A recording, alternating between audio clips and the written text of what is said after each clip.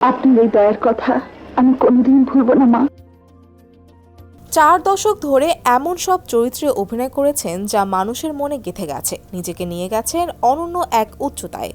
Bangla cinema প্রেমীরা শাবানার নাম শুনলে আবেগপ্রবণ হন, গর্ববোধ করেন। 25 বছর আগে অভিনয়কে বিদায় জানানো শাবানা এখনও কোটি বাঙালির হৃদয়ে অভিনয়ের রানী হয়ে আছেন।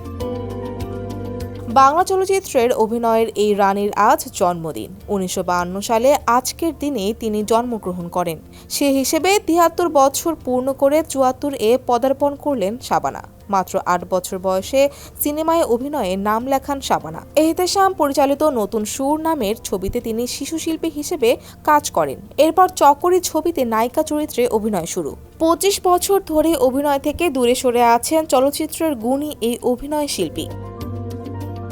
অভিনয় জীবনে জনপ্রিয়তার তুঙ্গে থাকা অবস্থায় হুট করেই যুক্তরাষ্ট্রে চলে যান তিনি। শুরুর দিকে নিউ ইয়র্কে থাকলেও এখন স্বামী, সন্তান, নাতি নাতনি নিয়ে নিউ জার্সিতে থাকছেন। শাবানা যখন অভিনয় ছেড়ে দেন তখন ফেসবুক ছিল না, সামাজিক যোগাযোগের অন্য কোনো মাধ্যমও ছিল না। এখন এই বিশেষ দিনে পরিচিত অপরিচিত সবাই ফেসবুকে নানা কিছু লিখছেন, পুরনো দিনের অনেক স্থির ছবিও পোস্ট করে থাকেন।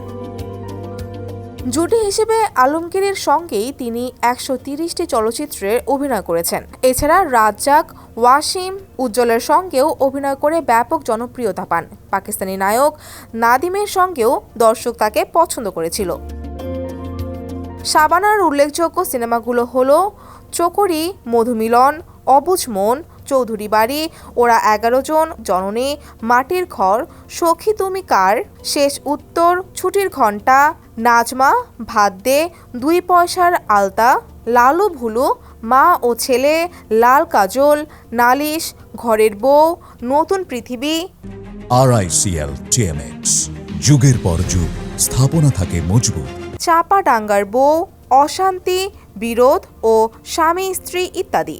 ব্যক্তিগত জীবনে 1973 সালে শাবানা বিয়ে করেছেন পরিচালক ওয়াহিদ সাদিককে। 2টি কন্যা ও একটি পুত্র সন্তান 2000 সালে সপরিবারে যুক্তরাষ্ট্রের নিউ জার্সিতে চলে যান। ডেস্ক রিপোর্ট, সমকাল।